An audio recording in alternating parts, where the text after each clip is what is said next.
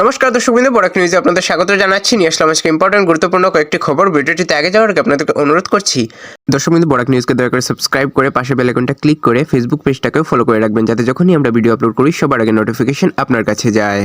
তো চলুন দেখে নেওয়া যাক আজকের ইম্পর্টেন্ট খবরগুলি। কাছাড় পুলিশের অভিযানে শিলচরের মেহেরপুর এমএইচসি লেনের একটি ভাড়া বাড়ি থেকে প্রায় 5 কোটি টাকা মূল্যের 947 গ্রাম হেরোইন উদ্ধার করা হয়েছে এবং পাথারকান্দির বাসিন্দা শামীম আহমেদকে গ্রেফতার করা হয়েছে। গোপন সূত্রে খবর পেয়ে পুলিশ 85টি সাবানের বাক্সে লুকোনো মাদক উদ্ধার করেছে। পুলিশ বর্তমানে মাদক সরবরাহের যোগসূত্র ও পরিকল্পিত পাচার রুটের তদন্ত চালাচ্ছে। শুক্রবার সুপ্রিম কোর্ট একটি ঐতিহাসিক রায়ে দেশের সমস্ত সরকারি ও বেসরকারি স্কুলে ছাত্রীদের বিনামূল্যে স্যানিটারি প্যাড দেওয়া বাধ্যতামূলক করেছে। এই নির্দেশ দেশের সব রাজ্যের ক্ষেত্রেই প্রযোজ্য হবে। আদালত জানিয়েছে, স্যানিটারি প্যাড স্বাস্থ্যবিধি হাইজিন সংক্রান্ত অত্যাবশ্যক সামগ্রীর আওতায় পড়ে, তাই স্কুল পড়ুয়া ছাত্রীদের জন্য এটি নিশ্চিত করা জরুরি। সুপ্রিম কোর্ট আরও স্পষ্ট করেছে যে কোনো বেসরকারি স্কুল যদি এই নির্দেশ মানতে ব্যর্থ হয় তবে সেই স্কুলের লাইসেন্স বাতিল করতে হবে। এই রায়কে ছাত্রীদের স্বাস্থ্য, মর্যাদা ও শিক্ষার অধিকার রক্ষার ক্ষেত্রে এক গুরুত্বপূর্ণ পদক্ষেপ হিসেবে দেখা হচ্ছে। আপনারা যদি এখনও আমাদের বরাক নিউজের ইউটিউব চ্যানেলটাকে সাবস্ক্রাইব না করে থাকেন দর্শক বন্ধু, প্লিজ দয়া করে আমাদের বরাক নিউজের ইউটিউব চ্যানেলটাকে সাবস্ক্রাইব করে রাখুন এবং পাশের বেল আইকনটাকেও বাজিয়ে দেবেন এবং আমাদের বরাক নিউজের ফেসবুক পেজটাকেও ফলো করে রাখুন, যাতে যখনই আমরা ভিডিও আপলোড করি সবার আগে নোটিফিকেশন আপনার কাছে যায় দর্শকবৃন্দ। কাছাড়ে প্রথমবারের মতো ভারতে একটি বিরল প্রজাতির জাম্পিং স্পাইডারের সন্ধান মিলেছে। আসাম বিশ্ববিদ্যালয় শিলচরের গবেষকরা ইনার লাইন রিজার্ভড ফরেস্ট এলাকায় এই বিরল মাকড়সার প্রজাতি কলিটাস বিলিনিটিয়াস আবিষ্কার করেন। গবেষক মনিকা ছেত্রী ও তার সুপারভাইজার পার্থঙ্কর চৌধুরী প্রখ্যাত অ্যারাকনোলজিস্ট জন টি.ডি. ক্যালেবের সহযোগিতায় এই প্রজাতিটিকে ভারতের জন্য প্রথমবার নথিভুক্ত করেন।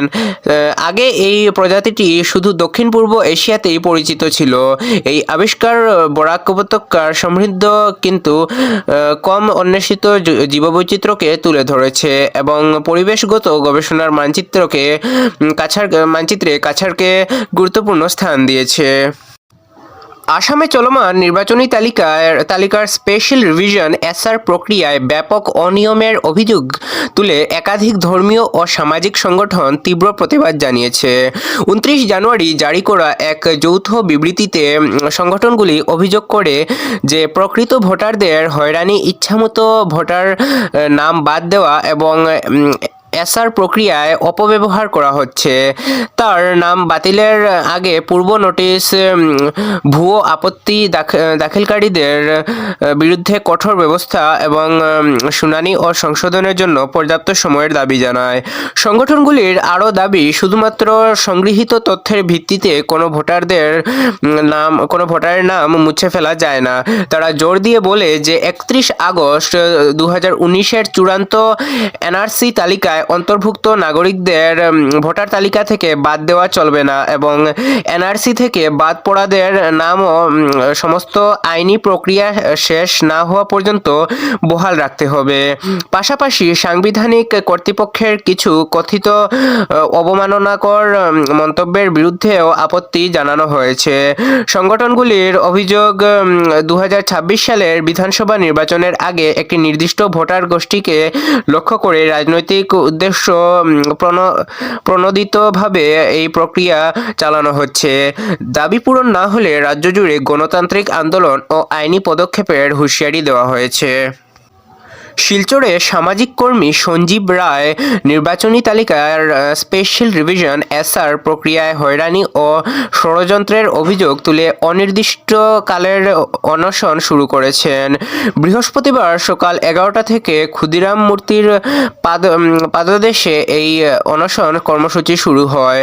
সঞ্জীব রায় অভিযোগ করেন, সাধারণ নাগরিকদের, বিশেষত সংখ্যালঘুদের লক্ষ্য করে এসআর প্রক্রিয়ার অপব্যবহার করা হচ্ছে এবং এটি এটিকে তিনি আসামের আইনি ইতিহাসের একটি কালো অধ্যায় বলে উল্লেখ করেন। তিনি কথিত হয়রানি বন্ধ ভুয়ো আপত্তি দাখিলকারীদের বিরুদ্ধে কঠোর ব্যবস্থা এবং স্বচ্ছ ও ন্যায্য এসআর প্রক্রিয়ার দাবি জানান। তার প্রতিবাদে সংহতি জানিয়ে একাধিক সমাজকর্মী অনশনে যোগ দেন। পাশাপাশি কয়েকজন কথিত ভুক্তভোগী অভিযোগ করেন যে অজ্ঞাত পরিচয়ের ব্যক্তিরা তাদের বিরুদ্ধে ফর্ম 7 আপত্তি দাখিল করেছে। বিক্ষোভকারীরা ফর্ম 7 জমা সংক্রান্ত তথ্য প্রকাশ্যে আনার এবং ভোটার অধিকার হরণ সংক্রান্ত অভিযোগের সুষ্ঠু তদন্তের দাবিও জানান। পরিস্থিতি নিয়ে প্রশাসন ও নির্বাচন কমিশনের উপর চাপ ক্রমেই বেড়ে চলেছে। তো এগুলো ছিল আজকে ইম্পর্টেন্ট এবং গুরুত্বপূর্ণ খবর। দর্শকবৃন্দ, এগুলোর মধ্যে আপনার সবচেয়ে বেশি গুরুত্বপূর্ণ বলে কোনটি মনে হয়েছে কমেন্টে নিশ্চয়ই জানাবেন এবং ভিডিওটিকে একটি লাইক করে দেবেন এবং ভিডিওটিকে শেয়ার করে দেবেন আপনার কাছের মানুষজনদের কাছে।